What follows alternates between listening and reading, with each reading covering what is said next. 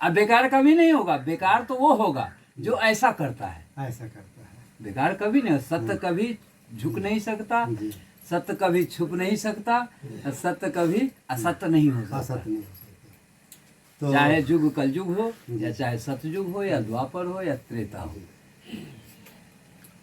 तो महाराज जी ने सत्य कहा कि बिना गुरु के जो है कहते हैं कि उद्धार नहीं, बिन गुरु भव निधि तरे नहीं कोई। ऐसे नहीं महाराज जी। सुनिए, जब रामायण को हम लोग साक्षी मान करके और उसके एक एक शब्द को मंत्र मान करके और उसको स्मरण करते हैं, पढ़ते हैं, उससे ज्ञान लेते हैं। ये क्या क्या तुलसीदास जी या वाल्मीकि जी ने लिखे हैं, ये सब जब मंत्र ही है, जब रामायण में एक शब्द भी झूठा नहीं है कहीं भी, तो रामायण में तो तुलसीदास जी लिखे हैं जो गुरु बिन भव निधि तरई न कोई, जो बिरंची शंकर सम होई। आज महाराज जी इसी थोड़ा व्याख्या करिए, इसी को व्याख्या करिए। गुरु बिन भव निधि तरई न कोई, जो बिरंच शंकर सम होई। इसकी इसको थोड़ा इसकी व्याख्या यही है, जो मनुष्य के लिए गुरु बनाना अति आवश्यक है।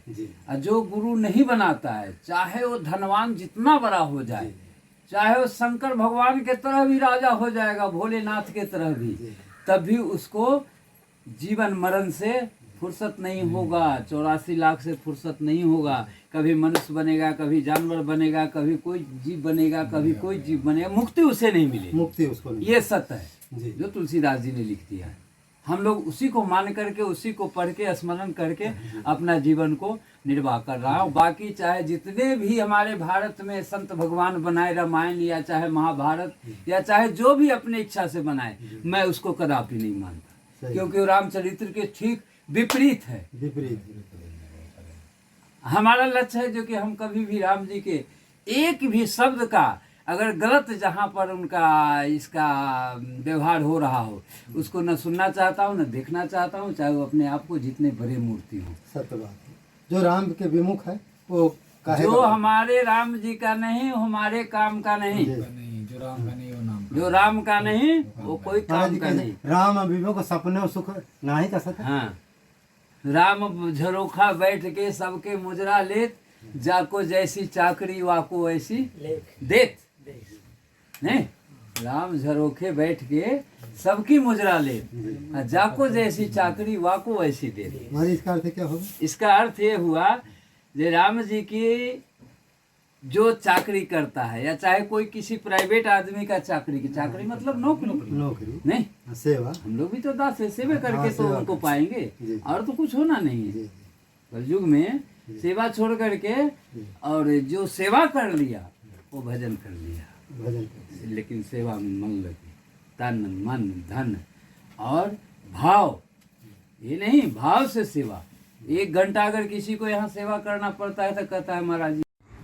हाँ, चित्रकूट धाम में 21 जुलाई गुरु पूर्णिमा के दिन जो है, मानव धर्म यात्रा की चैनल की तरफ से हमारे कुटी में एक विशाल भंडारा का आयोजन किया जा रहा है, जिसमें जंगल के जो गुप्त संत हैं या सिद्ध संत हैं, तपस्वी महात्मा हैं, सभी को यदि आप लोगों का सहयोग पर्याप्त मात्रा में मिलेगा तो उनको बुलाया जाएगा। उन बुलाने पर उनको जो है भंडारा होगा, और यदि आपका सहयोग मिलेगा तो कपड़ा और राशन भी बांटा जा सकता है, और इसके साथ साथ उनका चरणोदक लिया जाएगा। चरणोदक का फल ये होता है, चरणामृत का फल ये होता है कि 3.5 करोड़ जो है तीर्थों का वास होता है। उसमें रामायण में भी लिखा, बड़े महाराज गुरु नानक जी कहते हैं कि 3.5 कोट तीरथ बसे, संत के चरणों में ले जान, धोए के प्रेम से पीजिए कह नानक हो गया।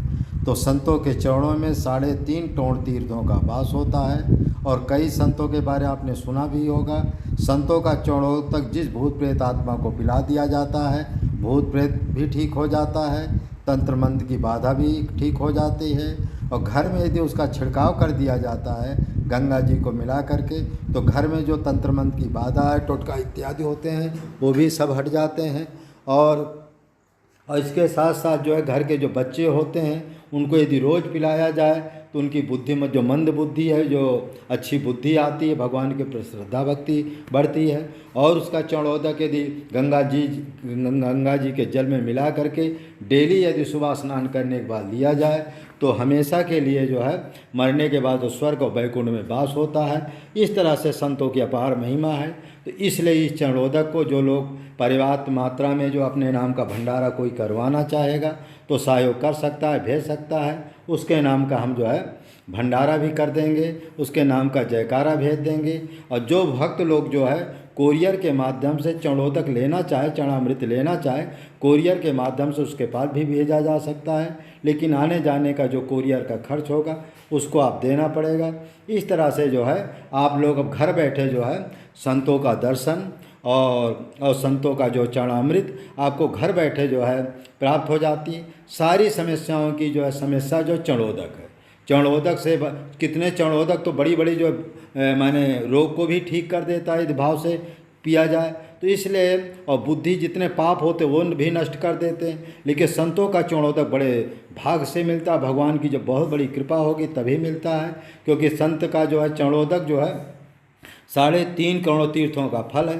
संतों का चरणोदक माने साक्षात भगवान का चरणोदक, इतनी इसकी महिमा। इसके बारे में जितना कहा जाए, कहते गुर चरणोदक पान करे जो रोज, गुर से ऊंचा ताहि मिले। कहते गुरु का चरणोदक जो नित्य पद है वो भगवान से ऊंचा पद मिलता है। इस वीडियो को इतना शेयर करो, इतना शेयर करो जिससे सब भक्तों। हाँ, जय श्री राम, जय श्री राम। आज हमको गुरु पूर्णिमा का जन्मोत्सव आने वाला है। 21 जुलाई को जो है जन्मोत्सव है, माने गुरु पूर्णिमा है। उसी दिन जो है सभी भक्त लोग अपने गुरुओं के पास जा कर के या मन से या यथाशक्ति माने किसी तरह से भी माने दर्शन, सेवा या चित्रपट रख करके पूजन करने पर साक्षात भगवान राम जी, कृष्ण जी, शंकर जी, हनुमान जी की माने पूजा करने का फल मिलता है। इसीलिए सभी भक्तों से आग्रह प्रार्थना है कि जो जहाँ भक्त हों या कि जो जिसको अपना गुरु मानते हो, पहली बात पहला पुण्य तो ये है कि स्वयं व्यक्ति को गुरु के चरणों में जा कर के गुरु की आरती करना चाहिए, उनका चरणोदक लेना चाहिए, उनका पूजन करना चाहिए, उनको कपड़ा ले जाना चाहिए। जो माने जिस कलर के कपड़ा पहनते हो उनको हो सके तो भगवान की कृपा हो तो जयमाला भी ले जाना चाहिए, धूप दीप से आरती करना चाहिए, फिर चरणोदक लेना चाहिए, यथाशक्ति को दक्षिणा देना चाहिए। ये जो है उच्च कोटि के भक्त के लक्षण है। और जो माने जिसकी ज़्यादा श्रद्धा भक्ति है और जो जा सके, क्योंकि भगवान भाव के भूखे हैं, पूरा प्रयास करना चाहिए, जाने का प्रयास करना चाहिए। क्योंकि साल में एक बार ये गुरु पूर्णिमा आती है। गुरु पूर्णिमा के बारे में हमारे गुरुदेव भगवान कहते हैं कि साल भर आप कहीं भी रहो, लेकिन गुरु पूर्णिमा के दिन साल में एक बार जरूर गुरु के पास जाना चाहिए। और जो गुरु पूर्णिमा के दिन यदि गुरु जीवित हैं और जाने में आप सक्षम हैं, यदि नहीं जाते हैं तो उचित नहीं है, क्योंकि भाव के अनुसार सब कुछ होता है। लेकिन फिर भी उस समय गुरु भी चाहता है कि मेरा शिष्य क्यों नहीं आया, तो गुरु के मन में भी संदेह होता है और शिष्य को भी दुख होता है। उस समय गुरु भी प्रतीक्षा करता है कि मेरा शिष्य जरूर आएगा। लेकिन जब शिष्य नहीं आता है तो गुरु को दुख होता है।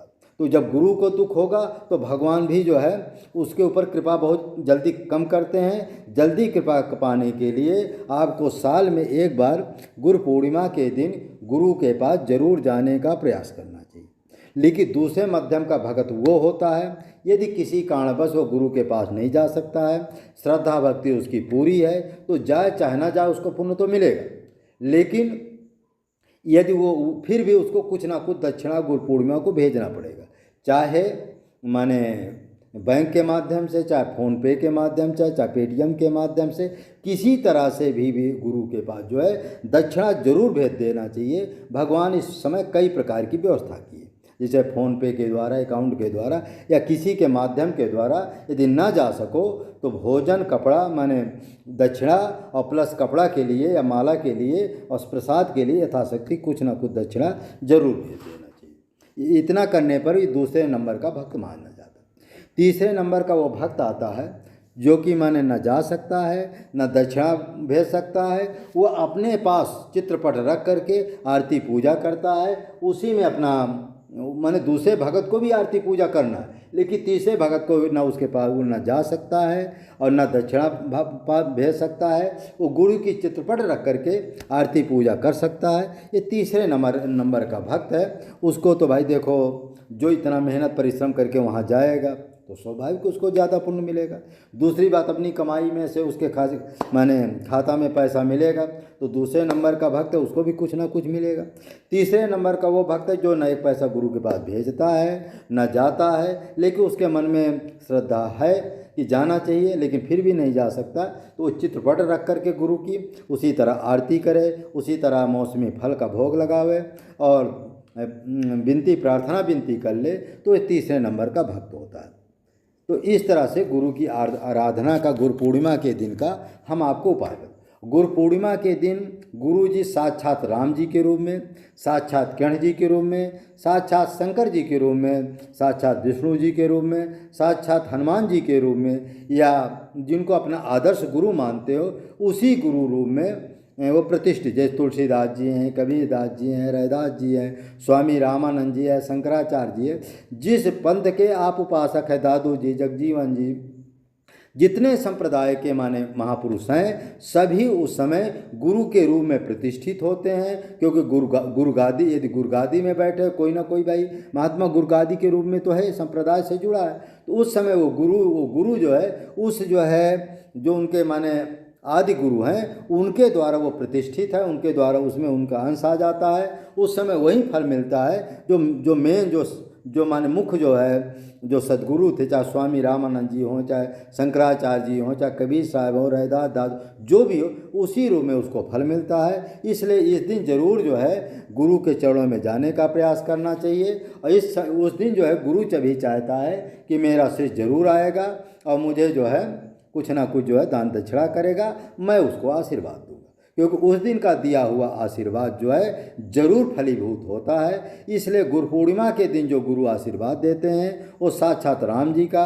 कृष्ण जी का, शंकर जी, हनुमान जी का, आदि जितने संप्रदाय के आदि गुरु हैं, चाहे स्वामी रामानंद जी हों, चाहे शंकराचार्य जी हों, चाहे दादू जी हों, चाहे कबीर साहब हों, या चैतन्य महाप्रभु, जिस संप्रदाय के गुरु होते हैं उनका उस गुरु जो वर्तमान गुरु होता है उस गुरु में उसका जो है अंश आ जाता है, वो आशीर्वाद भी फलीभूत होता है। इसलिए गुरु के पास, गुरु पूर्णिमा के दिन गुरु के पास जा कर के जरूर जो है आशीर्वाद लेना चाहिए। अब हम आपको जो है गुरु महिमा सुना रहे हैं। कौन से गुरु? परमहंस श्री राम मंगलदास जी के सामने जब परमहंस श्री राम मंगलदास जी के मन में कामना हुई, एक बार क्या हुआ कि इनको जनक जी का दर्शन होता है, तो जनक जी का दोहा पद सुनाते हैं, तो वो दोहा पद इनको याद हो जाता है कि सपना में माने क्या बोलते हैं, माने जनक जी पधारते हैं और कहते हैं कि यदि आप राजा जनक है परमहंस श्री राम मंगलदास जी तो कोई पद सुना। तो उन्होंने एक पद सुना। पद जो लिखा है विस्तार से हम नहीं बता सकते हैं, कभी कहोगे तो हम सुना भी सकते हैं, क्योंकि इस समय में गुरु पूर्णिमा के बारे में ज़्यादा विस्तार करने का विचार कर रहा हूँ, तो उसको लिखना भी चाहें, लेकिन परमहंस बेनी माधवदास जी उनको मना कर दिया कि सबसे पहले यदि कोई चीज़ लिखोगे तो वो जो है भूल जाएगी, फिर जो है माने वो जो माने सपना में या ध्यान में जो आपको अनुभव हो तो बंद हो जाए।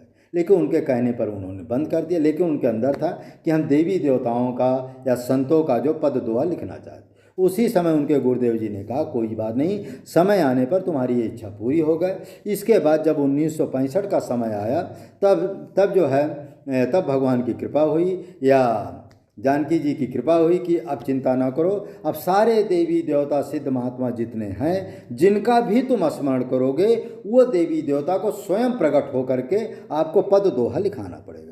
तो ये 1965 से लेकर के 1975 के बीच में 10 साल के अंदर जो है 3500 सिद्ध संत देवी देवता परमहंस श्री राम मंगलदास जी के सामने प्रकट हुए। उन्होंने जो पद लिखाया उन्हीं पदों का मैं सारांश आपको बता रहा हूँ। ऊपर उनका नाम है, नीचे उनके पद हैं। जैसे पहला पद किसका था? लोमस जी का या राम जी का। लोमस जी का ही पद शुरू करते हैं। लोमस जी क्या कहते हैं गुरु की महिमा में? श्री गुरु चरण की पादुका पूजे कर विश्वास, राग द्वेष तन से मिटे होवे राम का दास। लोमस जी कहते हैं जो गुरु चरण की पादुका माने चरण पादुका को पूर्ण विश्वास के साथ पूजता है, तो लोमस जी कहते हैं उसका जो राग द्वेष काम क्रोध लोभ मोह अहंकार है वो सब नष्ट हो जाता है, होवे राम का दास। वो राम जी का दास हो जाता है। ये लोमस जी की वाणी है। दूसरी वाणी किसके? काकभुसुंडी जी की। काकभुसुंडी जी गुरु महिमा के बारे में क्या कहते हैं? गुरु सेवा कर अमित फल, मैं न सकूं बतलाए, प्रभु छवि नैनन में बसे, बोलब नहीं सुहाए। काकभुसुंडी जी कहते गुरु महिमा के बारे में कि गुरु की सेवा का फल जो अमित है, मैं वर्णन नहीं कर सकता हूँ। प्रभु छवि नयनन में बसे, जो गुरु सेवा करते हैं तो प्रभु श्री राम जी या जिस देवी देवता का वो उपासक होता है, उसके हृदय में वो छवि नयनन, उसके हृदय में वो छवि बस जाती है, बोल ही नहीं सहा है, वो उसी में ऐसा लीन हो जाता है। उस देवी देवता के सामने वो किसी को न देखना सुनना है चाहता है, न कुछ बोलना चाहता है, न किसी को सुनना चाहता है, उसी में वो लीन रहना चाहता है। ऐसा जो है काकभुसुंडी जी की वाणी है। गरुड़ जी क्या कहते हैं गुरु महिमा में? गुरु चरणन की रेणुका पान करे जो कोई, गुर समान हो जाए वह और कहाँ का हो। गरुड़ जी कहते हैं जो गुरु चरणन की रेणुका, जो धूल जो है, गुरु चरणों की जो धूल को जो डेली पान करता है, जैसे गुरु जी हैं कहीं जा रहे हों तो वो जिस जगह उनका पैर पड़ा हुआ हो, उसकी थोड़ी सी धूल ले करके, थोड़ी सी धूल जितना ज़रूरत उतना रख लेना चाहिए, एक जो है डिब्बी में या डिब्बा में भर करके, और एक कण सुबह स्नान करने के बाद एक कण उस मुख में डाल लेना चाहिए। जो ऐसा करता है गुर समान हो जाए वह और का। तो गरुड़ जी कहते हैं उसके ऊपर गुरु जी की वैसी ही कृपा, देवी देवताओं की वैसी ही कृपा होती है, वो साक्षात गुरु के समान हो जाता है और जहाँ गुरु वास करेंगे वहीं जाएगा। ऐसे गरुड़ जी की महिमा है। ये चरण की धूल की महिमा है। फिर शेषनाग जी क्या कहते हैं गुरु महिमा के बारे में?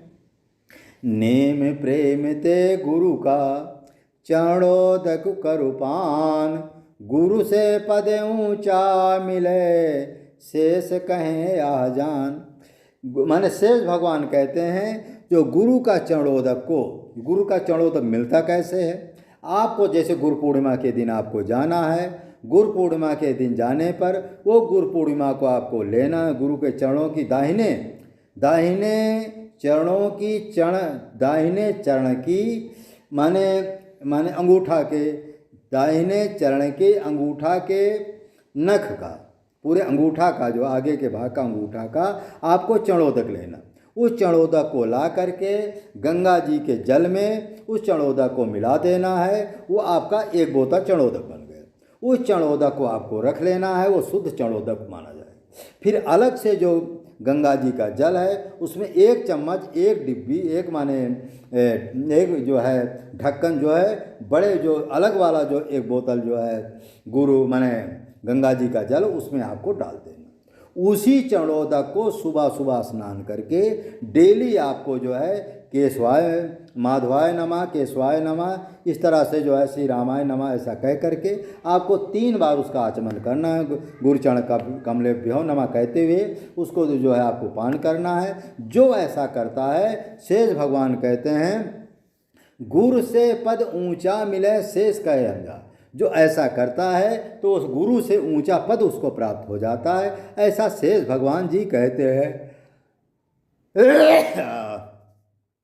अच्छा, काल भैरव जी की वाणी क्या है गुरु की महिमा में?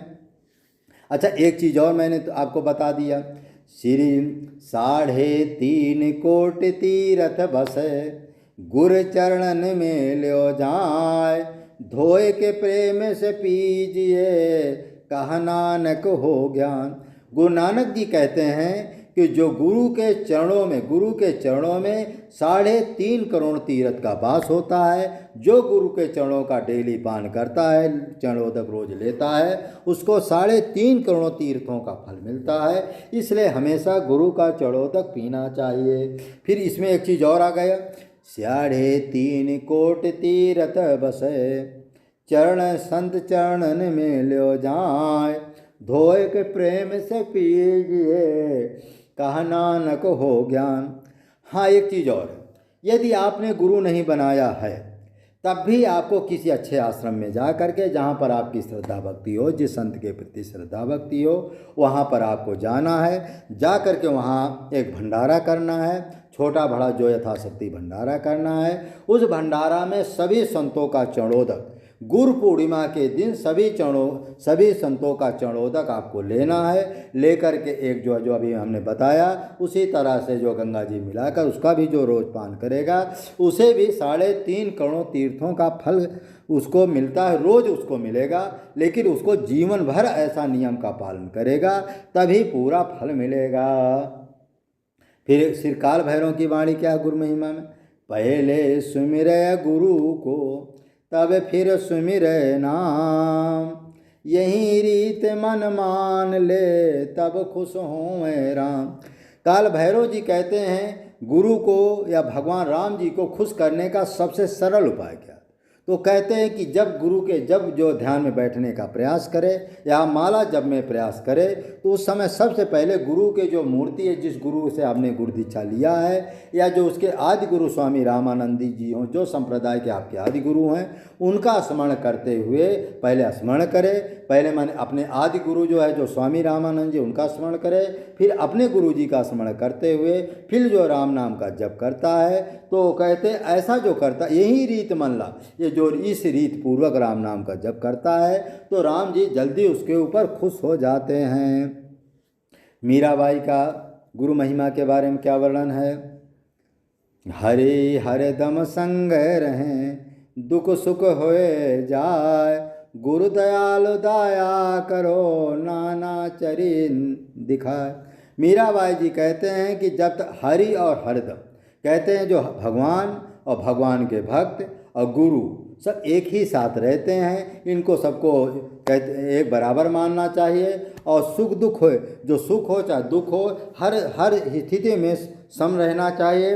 और ऐसा करने वाले व्यक्ति को गुरु दयालु दया कर, ऐसा जो करता है गुरु दयालु उसके ऊपर कृपा करते हैं। फिर भगवान की नाना प्रकार की लीलाएं वो सपना और समाधि में देखने लगता है।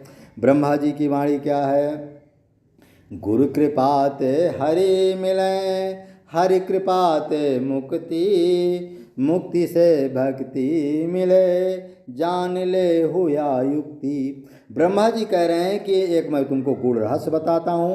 वो गूढ़ रहस्य यह है कि गुरु की कृपा से हरि भगवान राम जी मिलते हैं। हरि कृपा से जो है राम जी की कृपा से मुक्ति मिलती है। और मुक्ति जब मिल जाती तो भक्ति गुरु वहीं जो शेष कर, हरि सन्मुख कर दे, करम भरम को नाश कर, यहाँ वहाँ यश ले। विष्णु भगवान जी कहते हैं सच्चा गुरु वही होता है जो भगवान का दर्शन करा दे, भगवान को सन्मुख कर दे। वो कर्म भरम को यहाँ नाश करके, माने इस लोक में जो उसका लोक पर कर्म है जो अच्छे बुरे पाप पुण्य को नष्ट कर देता है, और यहाँ वहाँ माने इस लोक में उसको जस मिलता है, परलोक में जस मिलता है। ये सच्चे गुरु की पहचान है। और श्री रामचंद्र जी की वाणी क्या है गुरु महिमा में, श्री गुरु महिमा को कहे अति ही ऊंच मुकाम, ताते गुरु पद को करो बार बार प्रणाम। श्री रामचंद्र जी कहते हैं कि गुरु की महिमा अति ऊंच है, जिसके बारे में वर्णन नहीं किया जाता है। ऐसे गुरु को बार बार प्रणाम करना चाहिए। इसलिए गुरु के समान तीनों लोकों में, अनंत ब्रह्मांडों में कोई नहीं है। इसलिए हमेशा जो है गुरु के चरणों में जो है शीश नवाना चाहिए। गुरु जब तक गुरु नहीं तो जीवन शुरू नहीं। गुरु बिन माला फेरते, गुरु बिन करते दान, गुरु बिन सब निष्फल गयो, ऐसा कहते वेद पुराण। फिर दुर्गा जी की वाणी क्या है, कमल सहस्र दल के तले, गुरु को आसन दे, ध्यान करे गुरु मूर्ति का, जान गूढ़ गति ले। कहते हैं दुर्गा जी कहते हैं सबसे रहस्य बात यह है कि जो है जो गुरु जी का ध्यान करता है, गुरु की मूर्ति का ध्यान करता है तो दुर्गा जी कहते हैं भगवान साकेत लोक में उसको बार देते हैं, वैकुंठ में उसको बार देते हैं, 1000 कमल दल के नीचे उसको बार देते हैं। जो गुरु के जो है गुरु का हमेशा ध्यान करता रहता है, गुरु की सेवा करता रहता है, इसलिए गुरु से बढ़कर तीनों लोकों में कोई नहीं है। इसलिए जो है इसमें जो है रैदास जी क्या कहते हैं, श्री गुरु महाराज जी रामानंद हमार, सूरज शब्द के खेल को कीनो जगत प्रचार। गुरु जी कहते हैं, माने रैदास जी कहते हैं कि हमारे गुरु स्वामी रामानंद जी हैं, वहीं हमको जो है गुरु मंत्र दिए हैं, उनका जो है अनंतों बार चरणों में प्रणाम ही प्रणाम है। इसलिए ऐसे गुरु को हमेशा चरणों में प्रणाम दंडवती करते रहना चाहिए। जो ऐसा करता है उसको भगवान बड़ी जल्दी खुश करके अपने चरणों में लीन कर देते हैं। और गुरु पूर्णिमा 31 जुलाई को है, हमारे यहाँ भंडारा का प्रोग्राम है। जितने भक्त लोग चाहते हैं अधिक से अधिक हमारे यहाँ वो लोग आवें और हमारे यहाँ भंडारा भी करें। और जो जंगल के महात्मा उनको हम बुलाना चाहते हैं, उनको भी कुछ कपड़ा कुछ अन्न वितरण भी करना चाहते हैं। लेकिन यदि आपका सहयोग मिलेगा तो, और नहीं मिलेगा तो छोटा मोटा भंडारा तो करना है, क्योंकि इस समय सारे भक्त जो है हमसे कुछ पता नहीं क्या बात है, कुछ चैनल वालों ने हमारे विरुद्ध जो है कुछ माने गलत प्रचार कर दिया है, इससे जो भक्तों का मन टूट गया है। लेकिन ये बड़ा दुर्भाग्य की बात है, एक गृहस्थ की बात मान लेते हैं लेकिन संत की बात नहीं मानते, यही सबसे बड़ा पाप है। जय श्री